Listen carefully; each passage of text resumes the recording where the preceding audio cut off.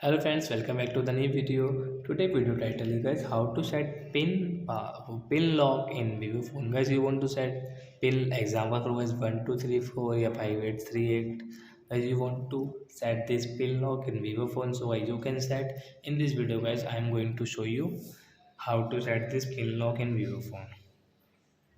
So before starting video friends, I want to tell you if you're new in my channel and you are watching my video first time, so first of all go and subscribe my channel, click the bell icon and like my videos. So and now let's start video. First of all open your phone setting, then guys click on security setting.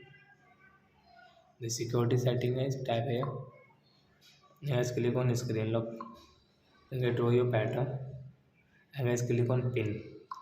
So I will set this pin. So example for guys, now we are taking 4321. Next, I same 4 3 2 1 confirm. So as now you can see we have pin pad or password in our Vivo phone 4 3 2 1. Then guys right option tap here.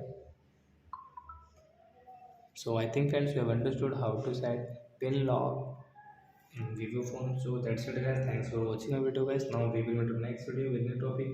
Before guys please go and like and subscribe my channel. Bye.